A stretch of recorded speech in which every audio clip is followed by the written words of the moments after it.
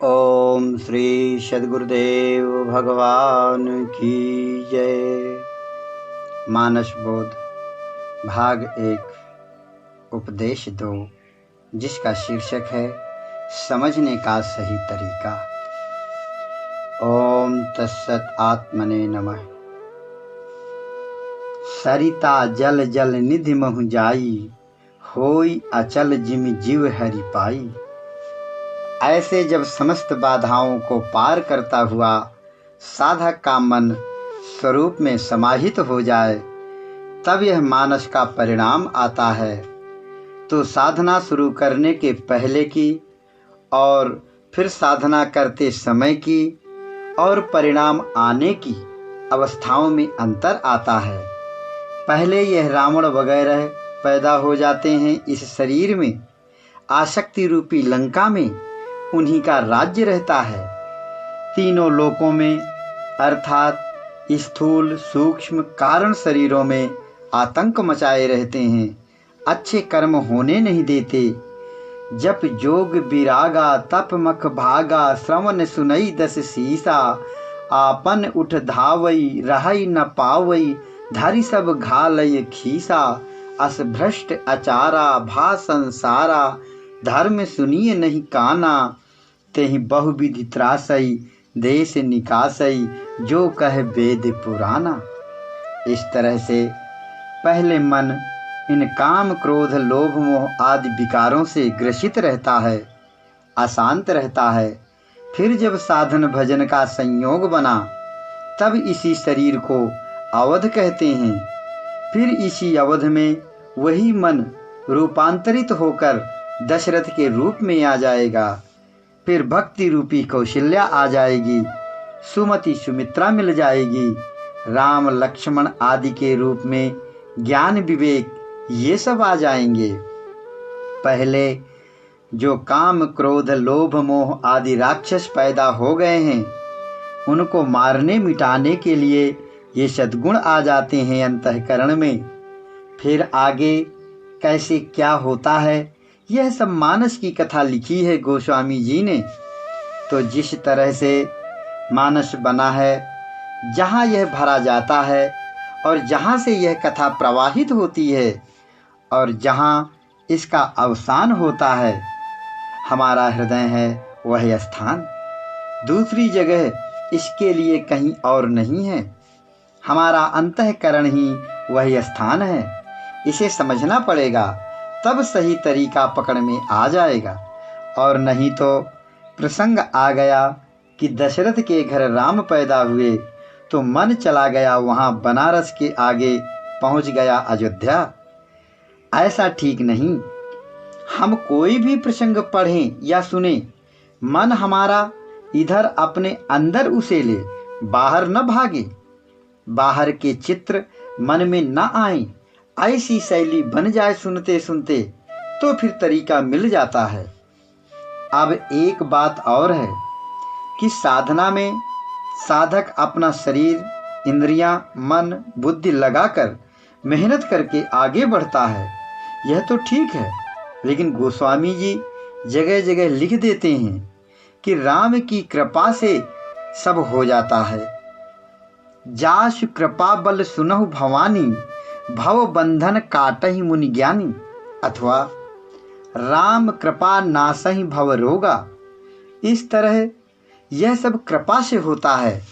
तो इससे जो भजन करने वाला है, उसे अपने पुरुषार्थ का कोई मतलब समझ में नहीं आता। लोग कृपा के आश्रय बैठ जाते हैं। तो तुम्हारे पास साधन भजन अनुराग वैराग आदि तो करने को है, लेकिन कृपा कैसे कहाँ से मिले, यह प्रश्न आ जाता है। तो यहाँ कृपा का अर्थ है पूर्व जन्म के अच्छे संस्कार अथवा पूर्व के पुण्य। देखिए लिखा है कि बिनु हरि कृपा मिलहि नहीं संता। और फिर लिखा है कि पुण्य पुंज बिनु मिलहि न संता। पुण्य और हरि कृपा दोनों समान परिणाम देते हैं, संत से मिला देते हैं। इस प्रकार पूर्व पुण्य और हरि कृपा एक ही बात है। जो साधन भजन अच्छे कर्म पूर्व में किए गए हैं, वही हमारे प्रारब्ध के रूप में हरि कृपा बनकर हमें मिल जाते हैं। अगर पूर्व पुण्य नहीं है तो साधन में प्रवेश नहीं होता। नियम यह है कि 1/3 पूर्व के पुण्य हो, 1/3 साधक का पुरुषार्थ हो और 1/3 गुरु की कृपा हो। पुण्य संस्कारों से ही भजन की ओर उन्मुखता बनती है। फिर साधना में परिश्रम करे और इसमें गुरु की मदद भी निहायत जरूरी है। ये तीनों बातें बराबर महत्व रखती हैं। तो जो साधक के करने की बात है वह मूलतः यह है कि वह अपने मन को भगवान में लगाए, किसी संत सद्गुरु की शरण पकड़ ले। गोस्वामी जी की रामायण का जो उपक्रम है उसमें यह प्रश्न उठाया गया कि दशरथ का लड़का जो राम है वह ब्रह्म कैसे हो सकता है। कोई मनुष्य होगा तो उसे प्रकृति के अंतर्गत रहकर सारे क्रियाकलाप करने होंगे, और जो पर ब्रह्म है वह प्रकृति से परे होता है, तो यह कैसे संभव है। यही प्रश्न पार्वती जी ने शंकर जी से किया। जौ नृप तनय तो ब्रह्म किमि, यही प्रश्न गरुड़ ने कागभूषुंड से किया। यही बात भरद्वाज ने याज्ञवल्क्य से पूछी कि सोई राम की अपर को जाहि जपत त्रिपुरारी। तो यह झगड़ा गोस्वामी जी ने हम सब के सामने खड़ा किया और वक्ताओं के द्वारा सिद्ध किया है कि दशरथ का पुत्र राम पर ब्रह्म ही है। जेहि मिगावहि वेद बुधो जाहि धरहि मुनि ध्यान, सोई दशरथ सुत भगत हित कौशलपति भगवान। वह दशरथ सुत भी है, भगवान भी है। अब यदि एक आदमी के साथ यह बात सिद्ध होती है तो यह नजीर सब पर लागू होनी चाहिए। इसलिए सीधी सी बात है कि ब्रह्म तो आत्मा के रूप में सबके अंदर बैठा ही है। जगह जगह लिखा है सब उर पुरवासी, सब उर अंतर्यामी, सब में है वो परमात्मा। यही सिद्ध करना चाहते हैं गोस्वामी जी। यही तो मूल दर्शन है। गीता में भी आया है ईश्वरः सर्वभूतानां हृदयदेशे अर्जुन तिष्ठति। वेद शास्त्र सब ये बताते हैं कि वह परमात्मा सबके हृदय में रहता है, लेकिन आदमी रामायण, गीता, कुरान, पुराण की बात मानता नहीं। वह तो भगवान को मंदिर में, मस्जिद में, त्रेता में, द्वापर में ढूंढ रहा है, बाहर बाहर, अपनी ओर मुड़कर देखता ही नहीं। देखिए लिखा है सो अनन्य जाके यसी मति न टरय हनुमन, मैं सेवक सचराचर रूप स्वामी भगवन। चराचर जगत भगवान का रूप है, तो फिर यह मैं कहाँ से अलग रह गया। सचराचर में तो मैं भी आ जाता है, लेकिन यह मैं अंत तक अलग ही खड़ा रहता है। इसी मैं को उसमें मर्ज करना है, मिला देने के लिए साधना बनी है। क्योंकि तुलसीदास मैं मोर गए बिनु जीव सुख कबहु न पावे। साधना की पूर्णता में मैं उसी में समाहित हो जाता है, वही हो जाता है। इस तरह से ये करने में जटिल विषय है। वेदांत सीधे कह देता है सर्वम खलु इदम ब्रह्म अहम ब्रह्मास्मि, लेकिन कहने भर से यह होता नहीं। वेदांत में भी निधिध्यासन की 7 भूमिकाएं कही गई हैं। शुभेच्छा, सुविचारणा, तनुमानसा, सत्वापत्ति, असंशक्ति, पदार्थ भावनी, तुर्यगा। इनका पूरा कर लेने पर साधना पूरी हो जाती है। यही 7 भूमिकाएं मानस के 7 कांड हैं। भजन की पूर्णता के लिए ये 7 सीढ़ियां हैं। सप्त प्रबंध सुभग सोपाना, ज्ञान नयन निरखत मन माना, यही मह रुचिर सप्त सोपाना, रघुबर भगति केर पंथाना। भक्ति के मार्ग में सीढ़ी दर सीढ़ी आगे बढ़ना है और लक्ष्य तक पहुंचना है। इसलिए मानस को मानसिक भजन की प्रक्रिया में लेना पड़ेगा। इसमें सब तरीका बताया गया है, उसके अनुसार चलें तो जीवात्मा आत्म कल्याण कर सकता है। अब जब भजन की बात आएगी तो हम अपना विश्लेषण करेंगे, देखेंगे कि हम यह शरीर हैं, यह स्थूल शरीर है, और गहराई में जाएंगे तो पाएंगे कि इसके अंदर कर्मेंद्रियां, ज्ञानेंद्रियां हैं, मन है, बुद्धि है, चित्त है। ये सारे अवयव जिसमें काम करते हैं वह हमारा सूक्ष्म शरीर है। इसमें एक तरफ सद्गुण है तो वहीं दुर्गुण भी भरे हैं। इस सूक्ष्म शरीर का संचालन जहाँ से होता है वह कारण शरीर कहा जाता है, जीवात्मा कहा जाता है। वही इन दुर्गुणों सद्गुणों को ताकत देता है और इनके बीच धक्के खाता रहता है। अच्छे गुरु के संपर्क में आने पर ये बातें दिल दिमाग में बैठ जाती हैं, तब फिर आगे भजन की रूपरेखा बनती है। स्थूल, सूक्ष्म और कारण तीनों शरीरों की गतिविधि का ज्ञान करके जिन ऋषियों मुनियों ने, योगियों ने साधना करके अपने स्वरूप को जाना है, उन्होंने इस विषय की जानकारी अपने अपने ढंग से कराई है। समाज को समाज के तौर तरीके से समझाया है, जिससे संसारी आदमी जो बाहरी स्थूल जगत को जानता समझता है वह भी इसमें रुचि लेकर भजन के मार्ग में लगे। भजन का प्रारंभ स्थूल स्तर से ही होता है। मानस के अनुसार स्थूल स्तर की दक्षता या जानकारी को दक्ष कहते हैं। उससे भजन की प्रशक्ति रूपी सती पैदा हुई। शुरू में साधक स्थूल स्तर पर जानकारी प्राप्त करके भजन की ओर लगता है। स्थूल के अधिष्ठाता शंकर हैं। सत्य रूपी शंकर में वह भजन की प्रशक्ति जुड़ गई। इस तरह से सती शंकर की स्त्री है।